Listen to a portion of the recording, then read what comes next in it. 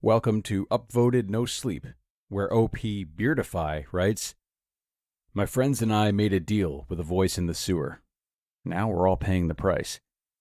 I grew up in the kind of Rust Belt town where the cleanest, safest place for kids to play was the local sewer canal.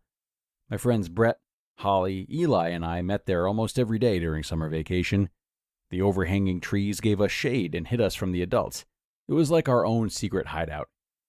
The only problem was the concrete tunnel at the end of it. Something about the tunnel made me think of a round, toothless stone mouth.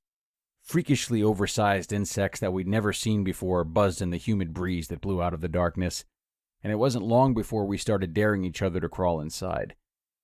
Eli was the first to stick his head in, but he didn't dare go any further. Holly, though, she did. She snorted, called us all scaredy cats, and crawled into the tunnel until only her tiny white shoes still hung outside of it. Then she screamed, the kind of 100-decibel shriek that only preteen girls are capable of.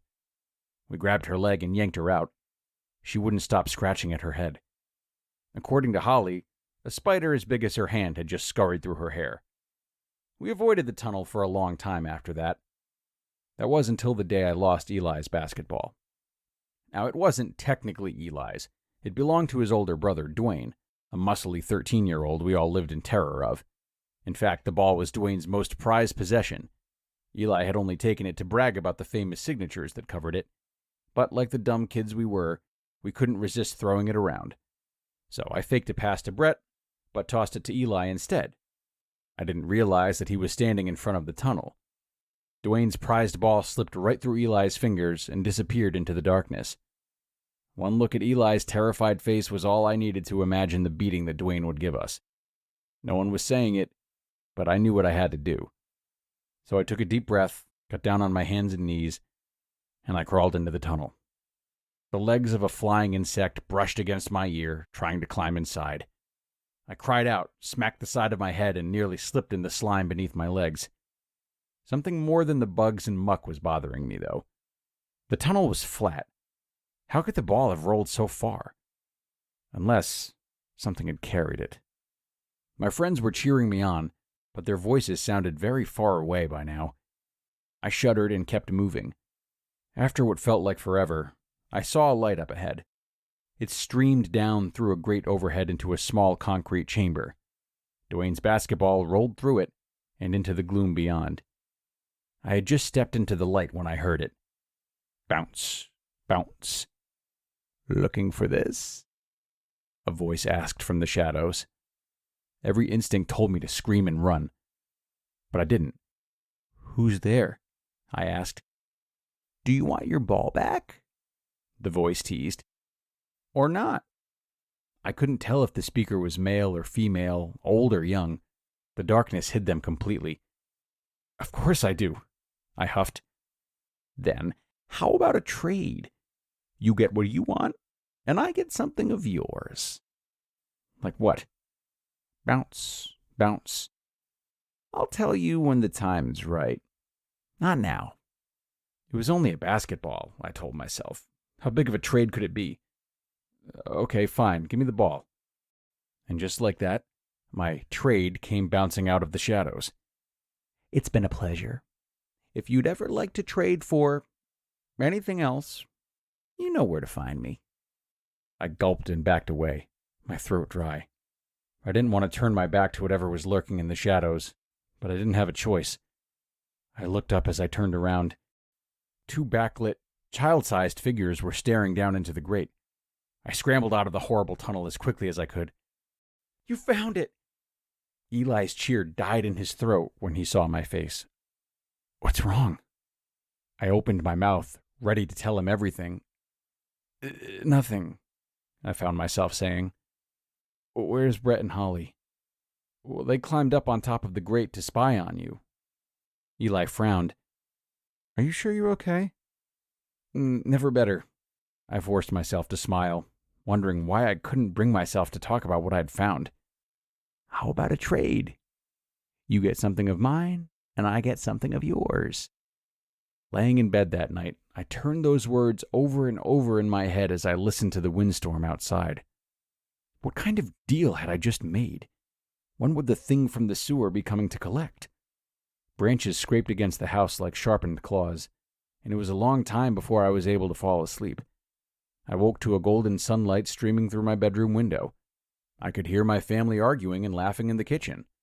The warm, buttery smell of my father's pancakes drifted up the stairs. Maybe things would be okay after all. Or so I thought.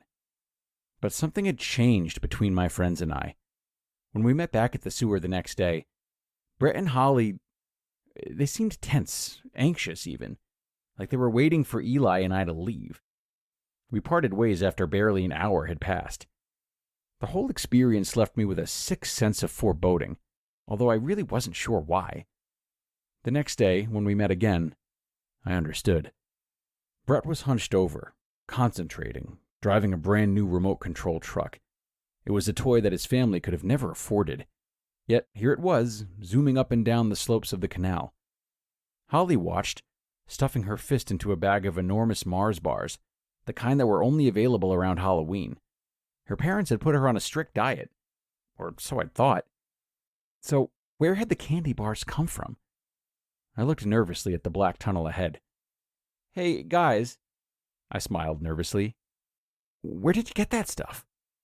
"Nowhere," Brett and Holly responded in unison. Their flat tone reminded me of my own voice when I'd tried to describe the bargain I'd made. As it turned out, the remote control truck and bag of candy, they were only the beginning. Each time Eli and I came down to the sewer canal, Brett and Holly had more stuff. A Barbie mansion, the board game Candyland, even light-up sneakers. It was so unnerving that Eli and I stopped going down to play by the sewer canal. We were afraid of what we might find. But soon enough, we weren't the only ones. There was something ominous about the way the phone rang that night, and the fear in my mother's eyes when she handed it to me. "It's your friend Holly," my mother whispered. "She sounds upset. I think her cat's missing. Have you seen it?" I could barely hear my mother's whispers over Holly's sobs. "Ariel's gone, and she's never coming back," my friend was wailing. She'd named her cat after the Little Mermaid because she loved water. The name usually made me laugh, but not that night. "I can help you look for her," I stammered. "No, you can't," Holly moaned. "I found her collar by the sewer. She's gone." Another wail. My mother took away the phone, and I was left full of doubts. What had Ariel been doing down there? The next day, Holly walked sheepishly over to the abandoned lot where Eli and I were kicking a soccer ball into a trash can. "Can I play with you guys?" "What's wrong?" Eli sneered. "All out of other toys?" The can boomed as he scored a goal.